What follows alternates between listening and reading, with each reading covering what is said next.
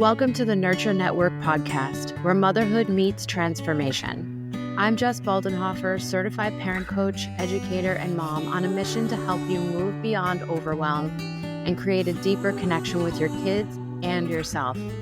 Each episode is packed with real tools, relatable stories, and the support you deserve. Let's dive in and take another step toward the peaceful, fulfilling parenting journey you've been searching for. Welcome to the Nurture Network podcast. It's a podcast designed to support, inspire, and empower moms who are ready to embrace a parenting journey that feels authentic, peaceful, and aligned with their values. I'm your host, Jess Baldenhofer, and I'm so excited you're here. My hope is that this podcast becomes a source of connection and clarity for you, a place where you feel seen, supported, and understood. In this first episode, I want to share a little bit about myself, how I became a parent coach, why I'm so passionate about supporting moms, and what you can expect from this podcast moving forward.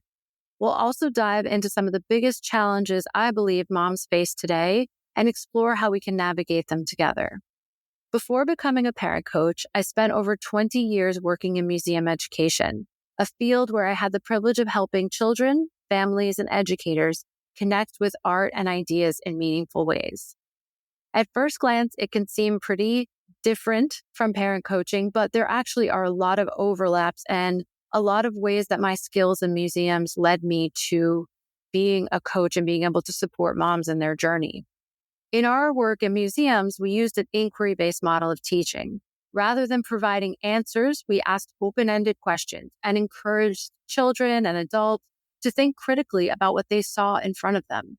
We invited them to reflect on their personal interpretations and to share their perspectives in group discussions. We really trusted them as educators, and they often would see things in art and pull things out that maybe we had never thought about before, but also that were so important and accurate, not only to their own experience, but also to the artwork that they were looking at. This approach showed us how to meet learners where they were. We gained a sense of their starting point and guided them on their own unique journey of exploration and discovery. It was such a powerful way to spark curiosity and help people feel confident in their ability to think deeply and engage with the world around them. I designed programs that supported learning through multiple modes, including drawing, movement, storytelling, and dialogue. Children's natural curiosity was always our starting point, and I loved watching them make connections, ask questions, and expand their understanding of the world. And believe me, I learned just as much from those kids looking at art as they learned from me. While the work was incredibly rewarding, I often felt limited by the brief amount of time I had with each group. I wanted to do more to make a lasting difference in their lives. I also saw the challenges and pressures that caregivers face, the stress, the exhaustion, and self-doubt that so many parents and teachers carried with them. Paired with my passion for supporting the natural growth and learning of children, these experiences sparked a desire to advocate not only for children, but also for the adults in their lives.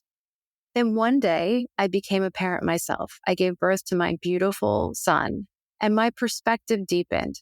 I stepped away from museum work full-time, thinking my background in education would make a transition to parenting smooth. But no matter how much I knew about child development and education, nothing could fully prepare me for the emotional and logistical challenges of motherhood. I had a vision of the kind of parent I wanted to be, one who followed her intuition, balanced her child's needs with their own, and approached challenges with patience and connection. But in practice, I often felt overwhelmed and unsure and lonely. I know so many moms can relate to this. I noticed patterns in my reactions, moments of frustration or self-doubt that seemed to come from somewhere deeper. I realized I was carrying beliefs and habits from my own childhood that I hadn't fully examined. It was a tough realization, but also an opportunity for growth. Although I realized that I wanted to somehow work with moms and somehow get into coaching, through my research, I found the Jai Parenting Institute. And when I was reading about Jai and their values and beliefs about the parent-child relationship, it truly changed everything for me. Through Jai and going through the program myself, I learned how to approach parenting with connection, curiosity, and healing at its core. The JAI program taught me to look beyond surface level challenges and get to the root causes, both for myself and my child.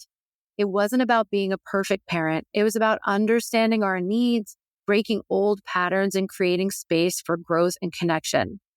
The transformation that I experienced was so profound that I knew I wanted to share it with other moms and support them in their journeys. I became a certified parent coach so that I could support moms who felt stuck, overwhelmed, disconnected, burnt out, and help them find their own path forward.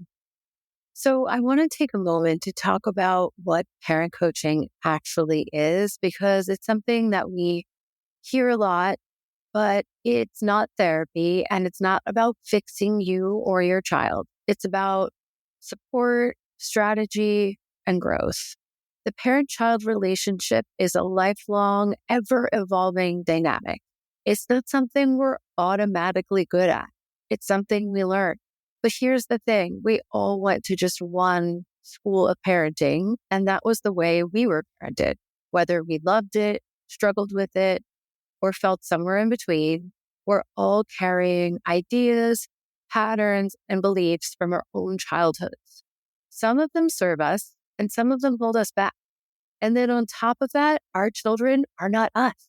They have their own personalities, needs, and challenges, which means the old playbook we were handed might not even apply. That's where parent coaching comes in. When I work one-on-one with clients, we look at the goals you have for your parenting, things like, for example, yelling less, getting more cooperation from your kids, setting boundaries that actually stick, helping your child understand their neurodiversity, fostering sibling relationships, or even just learning how to really listen and communicate in a way that brings you closer. My intention is for you to see improvements in the immediate challenges you're facing, but more importantly, we focus on practicing processes and strategies so that you have a go-to approach every time you're in a challenging situation. And often it takes time to kind of build the muscle of these processes and know that you have them to lean back on when things get difficult. For example, if your child is melting down, instead of feeling stuck in frustration or yelling or resorting to old habits, you have a plan. You know how to pause, you know how to regulate yourself and guide your child through it in a way that strengthens your connection rather than eroding it. Parent coaching is not about perfection or reaching this pinnacle of parenting. It's about awareness, mindfulness, intention, and having the right tools to build the kind of relationship you truly want with your child now and for the years to come in the future. Motherhood today is often defined by overwhelm. The demands of parenting, work, relationships, and self-care can feel relentless, leaving so many moms running on empty. One of the biggest contributors to this overwhelm is burnout. If that resonates with you, I've actually created a burnout assessment to help identify what's draining your energy and where you can make changes. It's a quick, free tool designed to give you clarity and actionable steps toward a more balanced life. Another challenge I often see is the misalignment between parenting partners. Parenting is meant to be shared effort, but too often moms feel like they're carrying the weight alone. To help address this, I developed the Teamwork Framework, a free guide to help parents create a shared vision and work together more effectively. And then there's the epidemic of loneliness. Studies show that nearly 60% of moms feel lonely at least some of the time. That loneliness can create a cycle of shame and self-doubt, making it even harder to reach out for help.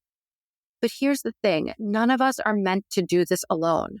Parenting is hard, but connection and community can make all the difference. That's one of the reasons I created this podcast, to bring moms together, reduce shame, and foster self-compassion. My goal for the Nurture Network is to create a space where you feel supported and inspired. We'll explore the challenges and joys of motherhood, share practical tools and strategies, and dive into the deeper work of self-discovery and healing. I will also periodically ask you for questions, suggestions, and topics you'd like me to cover. As much as possible, I want this podcast to be a conversation between me and all of you. So you see on every episode, you can click send a text. And I really encourage you to click on that, send me a text, ask me a question, a parenting question that you've always wondered about, or respond back to me with your opinion about something I've said. I would love this to be a dialogue, and I will be excited to bring your questions, your responses, your thoughts, your own experiences, your own stories into my podcast episodes. We are a community of moms who need to support each other as much as we possibly can. I will also sometimes have guests, and we will interview the guest and learn more about their expertise. This podcast isn't just about me sharing. It's about creating a dialogue and building a community where we can learn and grow together. If you're ready to dive deeper, there are several ways we can work together. In addition to the freebies I mentioned earlier, I offer one-on-one coaching for moms who want personalized support, as well as group programs where you can connect with other moms navigating similar challenges. Thank you so much for joining me on this first episode of the Nurture Network. If today's episode resonated with you, I'd love for you to subscribe, share it with a fellow mom, or leave a review. It helps more moms find this space. Remember, you are not alone in this journey. Together, we can nurture not only our children, but also ourselves. Thanks for listening to the Nurture Network. If this episode resonated with you, subscribe so you won't miss the next one. Share it with a fellow mom who might need it too. Until next time, remember that nurturing yourself is the first step in nurturing your family.